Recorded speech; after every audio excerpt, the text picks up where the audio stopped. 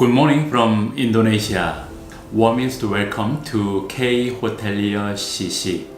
KHotelier CC is a channel with an objective to help you develop successful career as a hotelier or in other industries, and eventually for everyone who would like to achieve genuine happiness and self-satisfaction in our personal life. Today, we are going to talk about the most effective way to improve the organization or company we belong to. On my previous video titled The Most Effective Way to Improve Your Life, we have talked about the most effective way to improve our personal life. It was very simple. We just need to identify the activities and things to be done which will eventually help improve our life for the future, and we focus on them. This rule is also applicable for the companies and organizations we belong to. If you feel interested in today's content, please do not go away. The first thing we need to do is to classify all the tasks we perform on a regular basis into two different categories. To make my explanation easy and clear, please let me take hotel operation as an example. In addition, for our smooth communication, we also need to have a mutual understanding of the definition of two different words, performance and development. Performance can be defined as all the essential works and actions we need to take on a daily basis in order for us to run a hotel successfully, like checking the guests, check out the guests, cleaning the room, make up the room, and we serve food and beverage and so on. The definition of development is all the actions and activities we must take today, but not for today's result or benefits. These works are not essential to improve today's business situation, but they are extremely crucial to maximize our effectiveness of operation to obtain the desired result for tomorrow and to achieve sustainable success of the hotel for the future. Let's say you are the manager of hotel restaurant. If we take an example from Novotel and Ibis Styles Bogor, I am currently managing, we usually need to serve at least 300 to 400 customers on a daily basis for their breakfast and lunch and dinner 3 times per day. It means we are likely to serve at least 1,000 covers per day, which is not including coffee break. This is huge food and beverage operation, and it is busy enough for you as a restaurant manager to allocate all of your time, all of your energy, and all of your full attention on daily operation. Basically, hotel operation and restaurant operation is busy enough and challenging enough for you as a restaurant manager to spend everything you've got on daily operation tasks, so-called performance. The problem is, it is not a sustainable management. If the restaurant manager puts everything he has got into daily tasks, daily performance, he might be able to provide his guests with a proper service and products, and the restaurant business might look successful for a short period of time, but it won't last for long. Sooner or later, the restaurant manager will confront the different issues from operational side and financial side because he or she never invested enough time and energy on the important tasks and activities for his or her future. If we would like to bring a long-term success to a company or organization, we must ensure we always put some part of our energy and time aside for the activities to prepare our future, what we call development. If we take hotel restaurant for our example again, we need to secure enough time to analyze our menu engineering, menu mix to minimize our food cost while maintaining the quality of the food and guest satisfaction level. We should also take timely actions to prepare for creative promotions for upcoming seasons or upcoming events and try to communicate those promotions with our target market to ensure that our new promotions are well known to the customers we are trying to attract. In addition, we also need to allocate some of our times for our market research and competitor benchmarking to ensure that the service we provide, product we provide, and even restaurant facilities are competitive enough to be chosen by our customers against our competitors.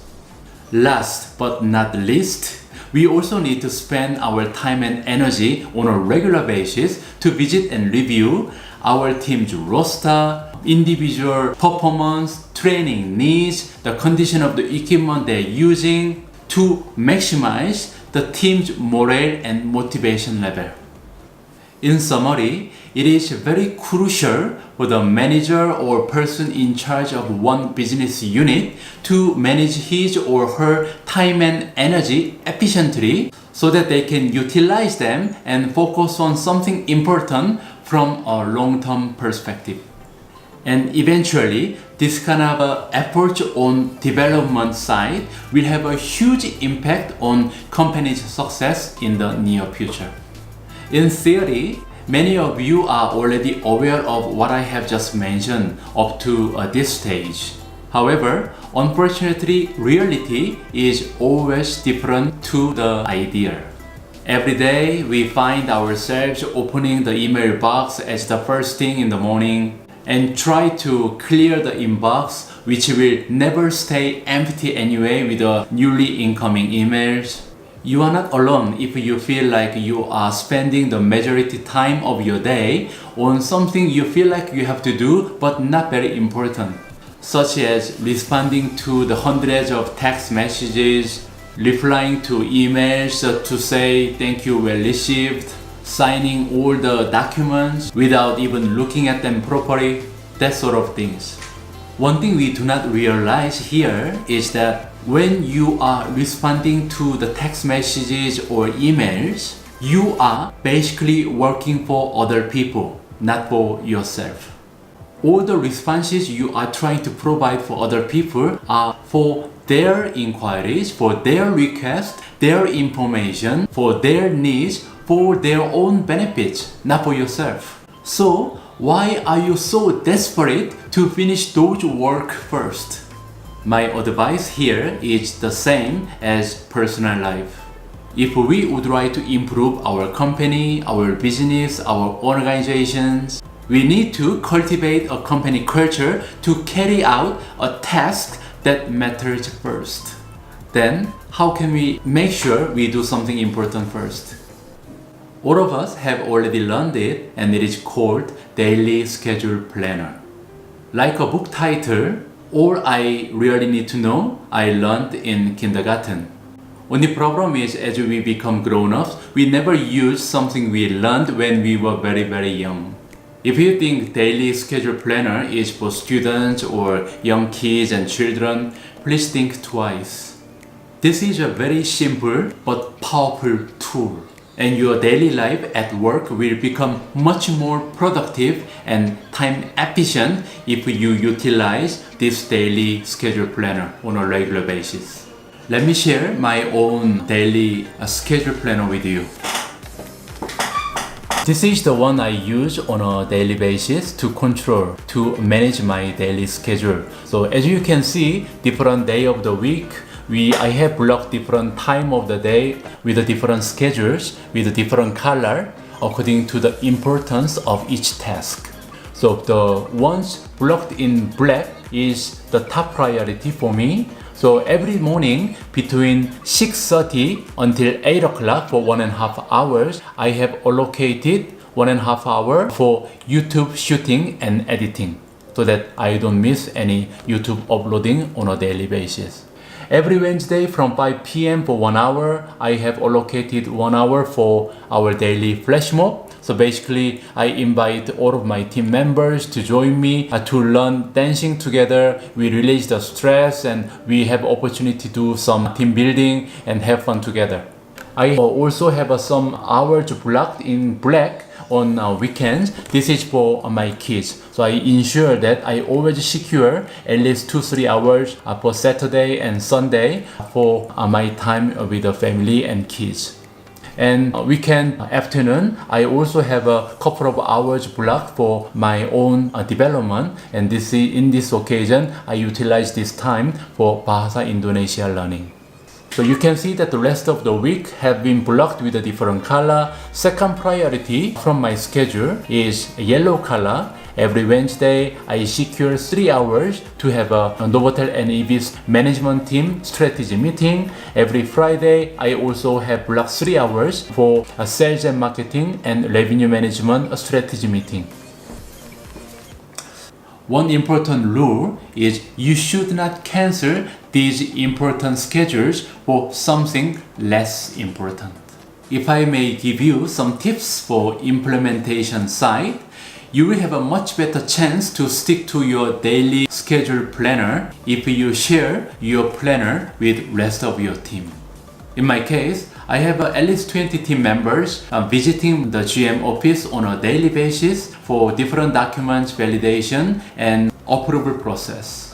If they jump into my office whenever they want, it will be extremely challenging for me to maintain my productivity and efficiency due to those frequent disruptions. That's why I already circulated my own daily schedule planner to the rest of my team, so that they are already aware when I will become available and when they are welcome to visit the GM office on different day of the week. I'm very sure this practice will also help my colleagues to make a proper plan for their own day and week and eventually help them maximize their own productivities. In today's show, I have shared with you the most effective way to improve the organization we belong to. Like our personal life, we always need to do something important first. And there's no better way to make it happen rather than utilizing daily schedule planner and sticking to it. You could have been disappointed if you were expecting something new or more creative. However, please try to make and use your own daily schedule planner and you'll be surprised to see that it is actually working. Not like our personal life. When it comes to the success of one company or organizations, there's another bigger factor we should consider, and it is called leadership.